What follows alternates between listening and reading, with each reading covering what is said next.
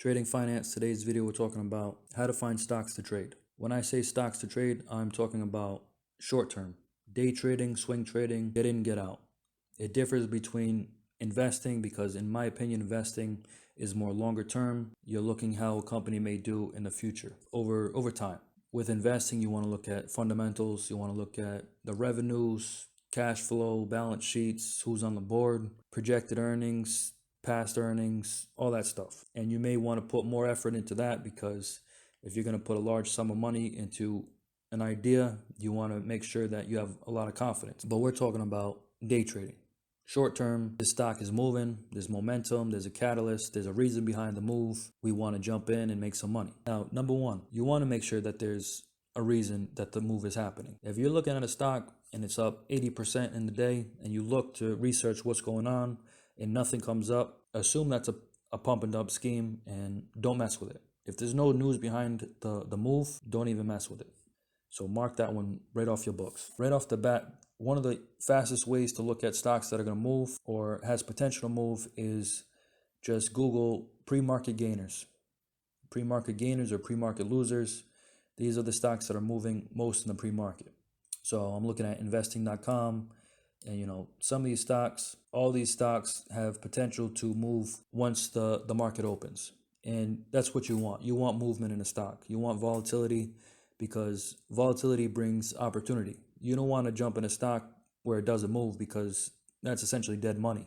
You want to be able to get in, play off the move, play off the waves like a surfer. Me personally, when I trade stocks, I trade the same stocks every single day. Much like they do in firms or big funds, they'll designate certain people to different sectors of the market, right? If you're a gold trader, that's all you trade. You know all the ins and outs of gold. You research gold every day, and that's all you trade.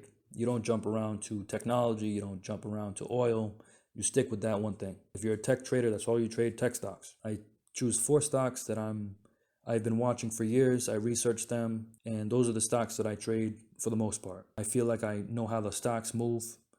I could be crazy, but it worked out for me over the long term. If you want to stick with the same stocks every single day, choose stocks that you're interested in, choose stocks that you're comfortable researching every single day, that you won't get bored of, and then, just watch how they move. So another thing you could do is NASDAQtrader.com and trading halts. Trading halts is when a stock is moving a lot. They halt trading where you can't buy or sell it for a certain amount of time. Now that's risky because if you buy it and then it halts right off the bat, you don't know if it's going to go up or down. So be careful with trading halts. But I know people who focus on just trading stocks that are in halts because they have a lot of volatility. Like I said, if you can't take the volatility, trade Coca-Cola. I don't know, walk the dog. You can also use biopharmcatalyst.com. These are for biotech stocks. Biotech Stock Catalyst and FDA Calendar. For your biotech stock investing, use our tools on your road to profit in the stock market. Biotech stocks with key binary events, catalysts, FDA approvals, PDUFA dates, advisory committee, and phase 2 and 3 trial data releases.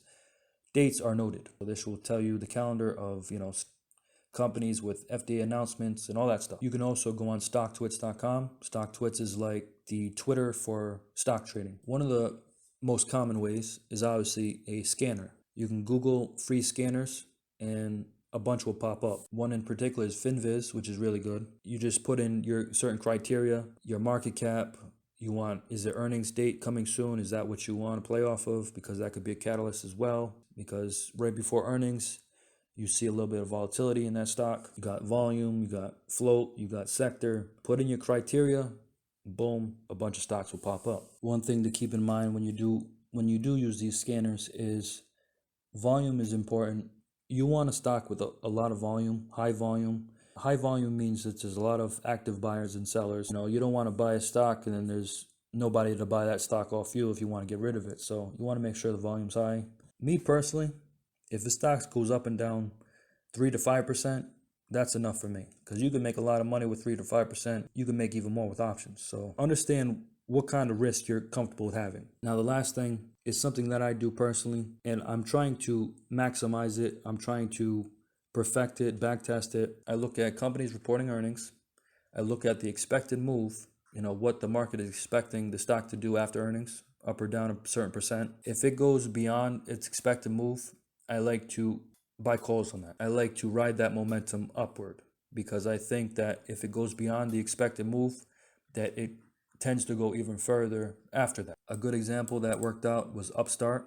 It had earnings and they went beyond the expected move. So I bought calls the next day and it kept going up. Now I need to perfect that. I need to backtest that more. But over time, I've noticed that if a stock goes beyond its expected move, it tends to go even further. My next video, if you're interested, is about Big Debt Crisis from Ray Dalio.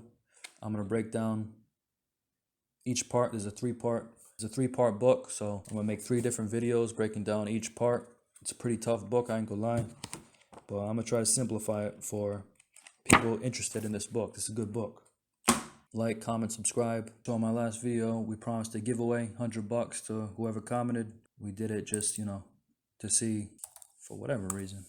We never did a giveaway before, so hey, we wanted to see what kind of engagement we would get if we essentially begged for it. Pickawinner.co. All right, let's do this. Cut, paste, YouTube random comment picker, fetch. Loaded 7 comments, pick a winner. Stock guy. I would invest, but I have a lot of car problems I need to pay for. Shout out to Stock Guy. You won $100. Email me, ejcapital193@gmail.com. I will comment under your comment. You win $100, man. Congrats. Go fix that car.